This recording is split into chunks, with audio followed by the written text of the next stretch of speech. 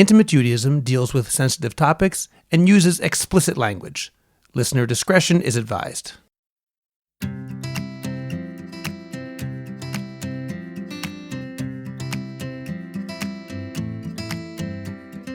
Welcome to the premiere episode of Intimate Judaism. My name is Tali Rosenbaum. And I'm Rabbi Scott Kahn. And I'm so happy to be here to begin our series on Judaism and sexuality. And the genesis of this is a podcast that Tali and I did together a few months ago, a podcast on my Orthodox Conundrum series. I had Tali on as a guest. We discussed masturbation and educating children in the Orthodox community about this issue. That podcast episode is the most listened to episode I've ever had. And once that happened, Tali and I looked at each other and said, we have to continue this conversation. Absolutely. People really do have a lot of questions. We got a lot of emails, and there appears to be a real interest in moving ahead and talking about these important topics. Now, Tali herself is somebody who's extremely qualified to deal with these issues. Thank you, Scott. No, my pleasure to say the truth. She's an individual and couples therapist, a certified sex therapist. Tali is the author of over 30 peer-reviewed journal articles and several book chapters and a co-editor of a textbook. She teaches in several sex therapy training programs in Israel, lectures in Israel and abroad, and is the co-author with Dr. David Ribner of a soon-to-be-released book called Ani L'Dodi, A Guide to Enhanced Marital Intimacy. So to be able to do this with Tali, at least for me, is a tremendous honor, and I feel I'm really talking to somebody who's going to show me up because she just knows so much about this topic. Thanks so much, Scott, and I'm really happy to be doing this with you because you are quite knowledgeable in this area. You are also a rabbi and an educator. Let me tell the listeners a little bit about your history.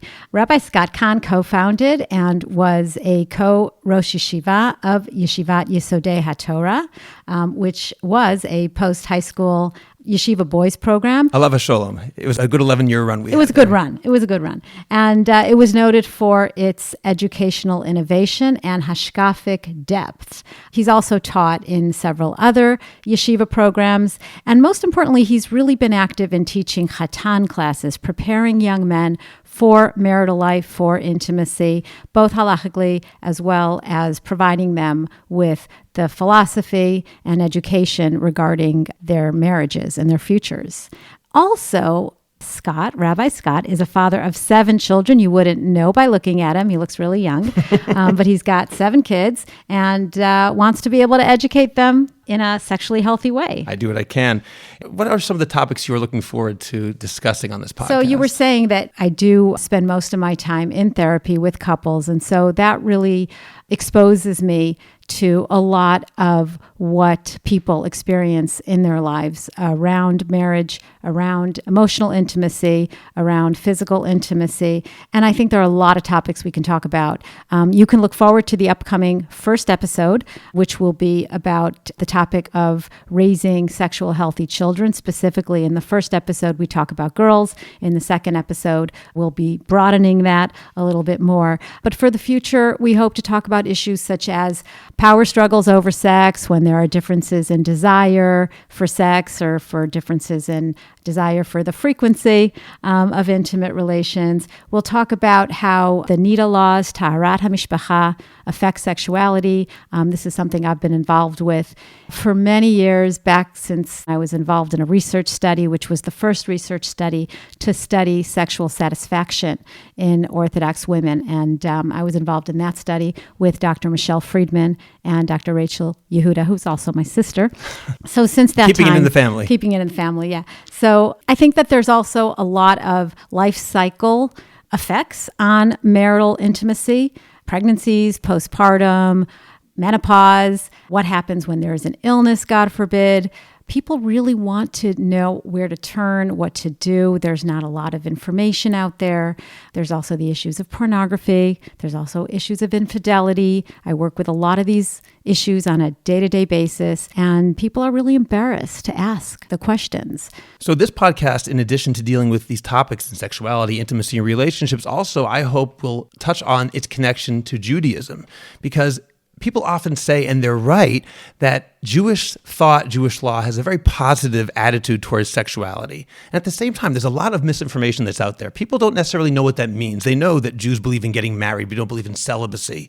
At the same time, what are Jews allowed to do when they are married? What is a couple allowed to do in the bedroom? What is permitted, what's prohibited? And also in terms of the hashkafa, the philosophy behind it, the ideas behind sexuality, how these things relate to us as Jews, how they can relate to our relationship with God. These are all issues that I hope Tali and I will be raising together.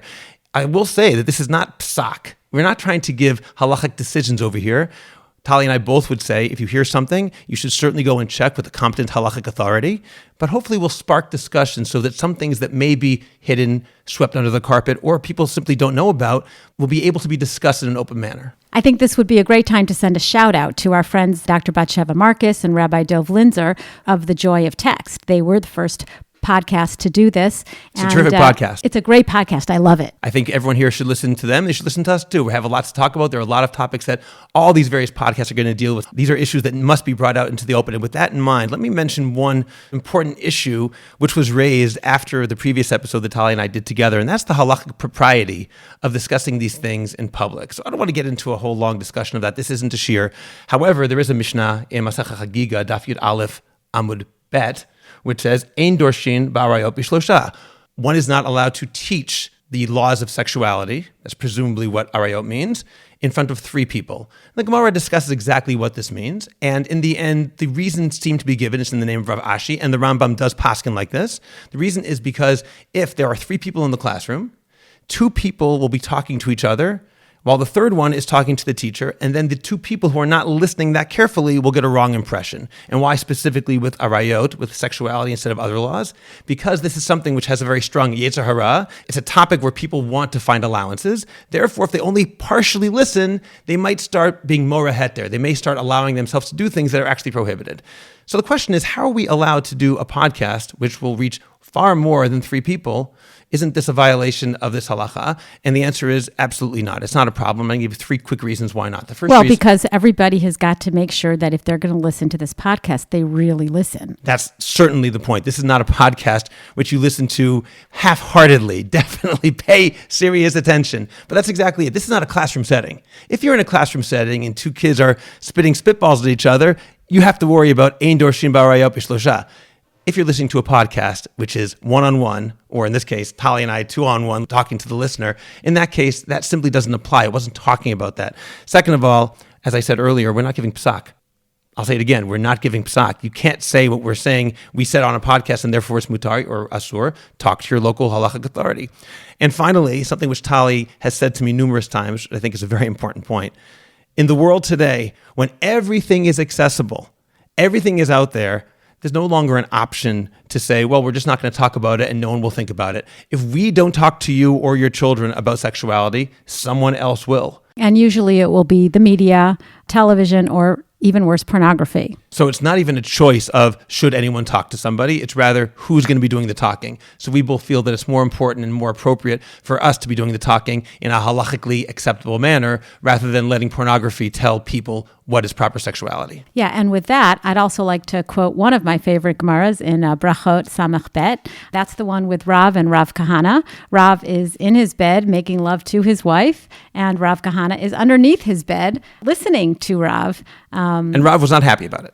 Well, Rav discovered him there and he kicked him out. And Rav Kahana replied to him, but Torah hi, v'lilmod ani tzarich. It's Torah and I have to learn it. We hope this will have something of value for everybody listening. You'll be able to get a lot out of this. We want you to further the conversation. Please tell us what issues you want to discuss. Please write to us at Intimate Judaism at jewishcoffeehouse.com. Again, that's Intimate Judaism. One word, Intimate Judaism at jewishcoffeehouse.com to tell us your feedback, when you agree with us, when you disagree with us, what things you'd like us to talk about. If there's an issue that you have and you want us to talk about it anonymously, we'd love to do that with you. Also, please go to our website, intimatejudaism.com. That's intimatejudaism.com, as well as Tali's website, talirosenbaum.com, Talli Rosenbaum.com.